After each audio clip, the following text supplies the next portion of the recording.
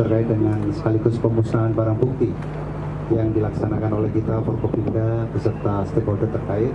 Hasil operasi Pekan Semeru 2024, yang pertama jumlah pengungkapan ada 2.500 kasus, kemudian yang kedua jumlah tersangka 2.897 orang.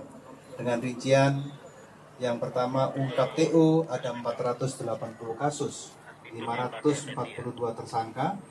Hal khusus spesifik diungkap dalam operasi Pekan Semeru 2024. Yang pertama tindak pidana premanisme ada 59 kasus, 81 tersangka.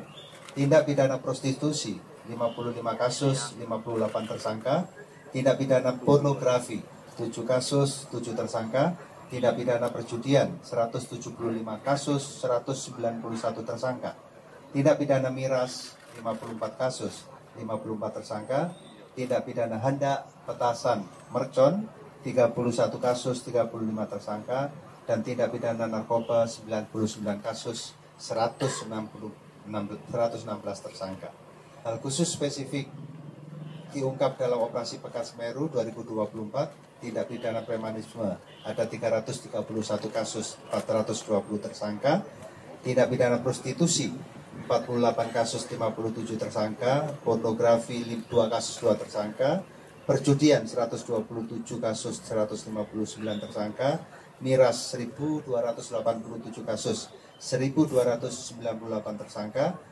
Tindak pidana handak petasan mercon 44 kasus, 55 tersangka. Dan tindak pidana narkoba 308 kasus, 364 tersangka. Barang bukti yang berhasil diamankan, uang tunai 148.898.000, HP ada 497 buah, miras ilegal 20.181 botol dan 4.443,8 liter di jerigen, serbuk handak 87,58 kg, mercon petasan ada 6.662 petasan, sumbu ledak ada 487 sumbu, sabu ada 6,7588 kg, pil ekstasi ada 400.828 butir, ganja ada 11 kg.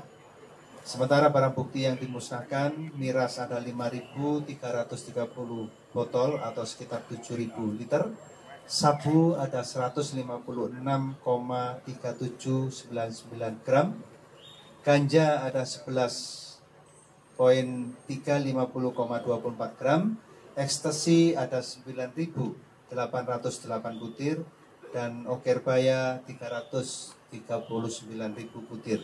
Catatan penting pada operasi Pekan Semeru 2024, rekan-rekan media, yang pertama bahwa operasi Pekan Semeru 2024 ini over prestasi, terlihat dari keberhasilan ungkap TO 100% dan non TO mencapai 420%. Kemudian ranking tertinggi penindakan kasus miras 1.341 kasus, dan disusul kasus narkoba ada 407 kasus. Alhamdulillah sampai saat ini atas ridha Allah di jajaran Polda Jatim tidak ada korban ledakan mercon. Hal ini tidak terlepas dari keberhasilan penindakan handak dan mercon yang berjumlah 75 kasus, TO dan non-TO. Semoga sampai ke depan saudara-saudara kita, umat muslim yang akan merayakan Idul Fitri, kita himbau untuk tidak menyalakan mercon maupun handak, terutama belajar dari kasus-kasus di tahun 2023.